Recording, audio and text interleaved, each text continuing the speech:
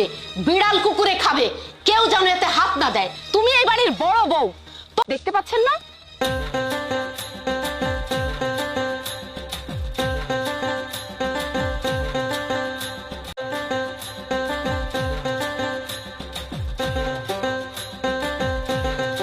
ভাইয়া, তুমি এসেছো? না, আমার আসতে কোনো সমস্যা হয়নি। আমার নিজের গাড়ি আছে তো, এই জন্য কোনো সমস্যা হয়নি। নিজের গাড়িতে করে এসেছি। আমিও ভালো আছি, আমারও আসতে কোনো সমস্যা হয়নি। পচা গন্ধ আসছে, আমার একদমই ভালো লাগছে না। একদম ঠিক বলেছো ভাইয়া। আজ আমি গরিব বলে আমার সাথে কেউ কথা বলতে চাইছে না। থাক ভাইয়া, তুমি কিছু আমরা এমনিতেই মোটা হয়ে গেছে, এখন কেউ আর অপমান করলে গায়ে লাগে না। তা বাবাজি, এত কিছু কি এনেছো এই বড় ব্যাগে? মামিমা, আমিও কিন্তু পাঙাশ মাছ নিয়ে এসেছি, আর আমার ক্ষেতের থেকে তাজা লাউ শাক তুলে নিয়ে এসেছি। কি, তুমি এই পাঙাশ? নিজে ভাইয়া পাঙ্গাস মাছ নিয়ে আসবে। আসলে ভাইয়া তো জানে না যে এই বাড়িতে কেউ এই মাছ খায় না। থাক, এত ঢং করতে হবে না।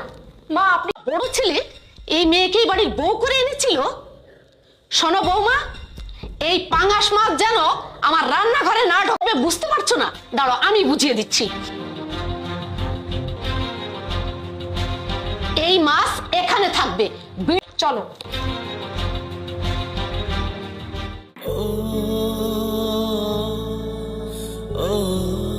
পাঙ্গাস মাছটা কিনে নিয়ে এসেছিলাম, কিন্তু তোর শাশুড়ি। থাক ভাইয়া, তুমি আর কান্না করো না। আসলে তারা তো বড় লোক মানুষ। শোনো, তোমার ভাইকে আমি এই বাড়িতে দাওয়াত দিয়ে নিয়ে এসেছি, আর ইচ্ছে আসতে। মা, ভাইয়াকে আপনি দাওয়াত দিয়েছেন বলে তো ভাইয়া এই বাড়িতে এসেছে। আপনি দাওয়াত দিয়েছেন তাই আপনার সম্মান রক্ষার্থে সেই বাড়িতে এসেছে, ব্যক্তিগত ব্যাপার। আর তাছাড়া আপনারা যেভাবে আমার ভাইয়াকে অপমান করেছেন, তারপরেও সে এই বাড়িতে আছে, এটা তো আপনাদের ভাগ্যের ব্যাপার। দেখেছেন মা? মিথিলা, তোমার এত বড় সাহস হয় কি করে যে আমার মুখে মুখে তুমি তর্ক করো? মা, আপনি এই কথার উত্তর মুখে মুখে চাচ্ছেন কেন? আমার দেখাচ্ছ তুমি কি কথা বলার যোগ্য? এই মিথিলা, আমি তোমাকে প্রশ্ন করেছি, তুমি আমার উত্তর দিবে। মিথিলা, তুমি ছোট বৌমার সঙ্গে এভাবে জানলাম সব দোষ আমার, কিন্তু আমার ভাই যে পাঙ্গাস মাছ আর শাকসবজি নিয়ে এসেছে, সেটা তো আমি কি করতে পারি? আপনার ছোট বৌমার ভাইরা কোটিপতি, তাদের বিভিন্ন ব্যবসায়িক গৃহস্থ, তাদের কোনো কিছুই কিনে খেতে হয় না, তাদের সবকিছুই তাদের বাড়িতে হয়। এজন্য তো তারা এত কিছু নিয়ে আসতে পারে। আর তাছাড়া আপনার ছেলেকেও তারা টাকা পয়সা দিয়ে অনেক হেল্প। গরিব কামলা, মানুষের খেতে খামারে কাজ করে তার দিন চলে। আপনারা দাওয়াত দিয়েছেন, আপনাদের সম্মান রক্ষার্থে সে এই বাড়িতে এসেছে, আর আসার সময় আমি আপনাদের বাড়ির কামলা। এখন কামলা হিসাবে কি কি করতে হবে আমাকে আদেশ করুন, আমি করে দিচ্ছি। ওরে বাবা, আমি তো তোকে বোকা মনে করে জন্ম না নিয়ে তুই অনেক ধনী ঘরে জন্ম নিলি না কেন? তাহলে তোদের স্বাদ আহ্লাদ সব পূরণ করতে পারতিস। আরে না দিয়ে যদি আমার ভাই এই বাড়িতে না আসতো, তাহলে আপনারা আমাকে কথা শোনাতেন। আর আপনাদের দাওয়াতে সাড়া দিয়ে আমার ভাই এখানে এসেছে, তাও আপনারা আমাকে কথা শোনাচ্ছেন আপনাদের মতো ধনী পরিবারে বিয়ে করে। দেখেছেন মা, সব দোষ এখন আপনার এই পরিবারের। কই, আমিও তো এই বাড়িতে বিয়ে করে এসেছি। আমি তো তোমার মতো ধনী পরিবারের মেয়ে না। এই মেয়ে, একদম চুপ। তোমার ভাই আসার পর থেকে তোমার গায়ের জোর অনেক বেড়ে গেছে। যা, বাড়ির সব কাজ করকে যা। মা, আপনি পারেনও খুব। না মানে আমি একটু পুকুর পাড়ে যাচ্ছি। মা, আমার যা খেতে ইচ্ছে করে তাই তাই খাও। শোনো, নিজের বাড়ি মনে করে খাবে। খাও বাবাজি, খাও। মা, আপনি পান্তা ভাত দিব না তো কি দিব? তোমার ভাই আমাদের বাড়িতে কি এনেছে? সামান্য একটা পাঙ্গাস মাছ আর শাক, এগুলো কি আমরা খাই? আমার ভাইয়ের সাথে আপনার এই গরিব ভাইয়ের তুলনা দিবেন না। মামিমা, আপনি এটা কি কাজ করেছেন বলেন তো? আরে গরিব মানুষ ভালো মন্দ খাবার খেতে পারে না, যে জন্য তো এখানে এসেছে। এই পান্তা ভাত আর কাঁচামরিচ খেতে অভ্যস্ত, আমি এটা দিয়ে খেতে পারবো, সমস্যা হবে না। ও মামিমা, আমি তো একটা কথা বলতে ভুলেই।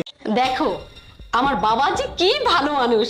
বিয়ের সময় কত আসবাবপত্র দিয়েছে, সেগুলো পুরাতন হয়ে গেছে, আবার নতুন। কি ব্যাপার, সবাই এভাবে চুপ হয়ে আছো কেন? কি হয়েছে? কি আর হবে, বড় ভাবির ভাই এই বাড়িতে আসার পর থেকে আমাদের এই বাড়ির সমস্ত অনেক কাহিনী, তার কথা বলা শেষই হচ্ছে না। না না, আমি তোমার কথা বিশ্বাস করি না। বড় ভাইজান এমন মানুষ না, সে গ্রামের মানুষ, সহজ সরল জীবনযাপন করে। জানতে চাচ্ছি না মা, তুমি আমার ভাইজানের পাতে এই যে পান্তা ভাত আর কাঁচামরিচ দিয়েছো, আর এই যে কামরুল ভাইজানের পাতে মাছের পেটি দিয়েছো কেন? এবার আমি বুঝতে পেরেছি।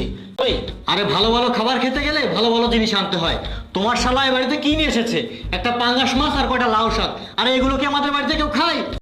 বাড়ির সবার জন্য দামি দামি কাপড় নিয়ে এসেছে, এখন তাকে ভালো মন্দ খাবার দিবে না তো তোমার এই গরিব ফকির শালাকে দিবে নাকি? শোনো ভাইয়া, তোমাকে একটা কথা বলি। উচিত ছিল। আর আমি কোথায় কি করেছি আর কি করব এটা তোকে তো আমি ভাত দিব না। এখানে যদি সবাই ভালো মন্দ খাবার খায় তাহলে আমার ভাইজান তো ভালো খাবার দিতে হবে, আর এটাই আমার শেষ কথা। তার সামনে এসে আমাকে গায়ে হাত তুলেছে, তুমি যদি এর একটা বিহিত না করো এর পরটা কিন্তু ভালো হবে না।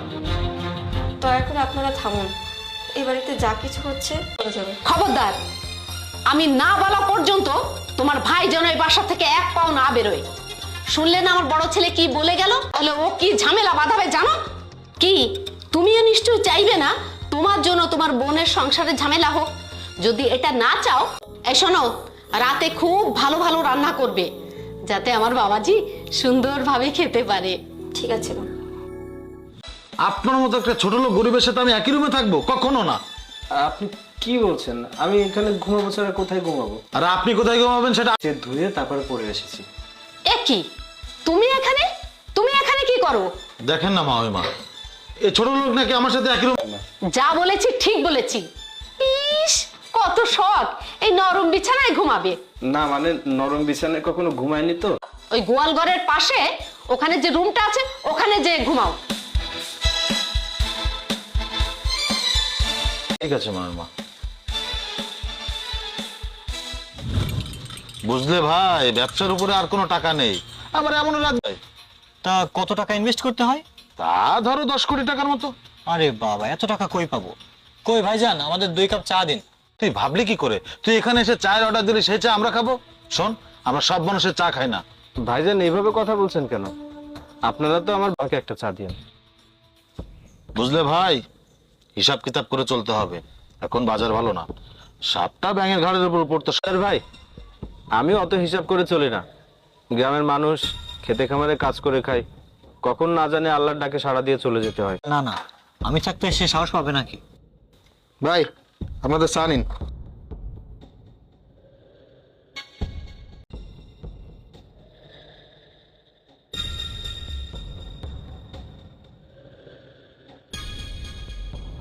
ভাই চাটা অনেক ভালো হয়েছে।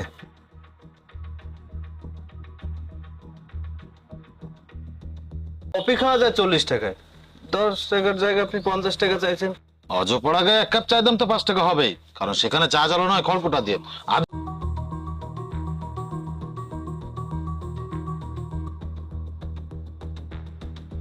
উসমান ভাই, সেখান থেকে 3টা চায়ের দাম রেখে আর ওই বাকি টাকার সিগারেট দিয়ে দিন। ঠিক আছে ভাই।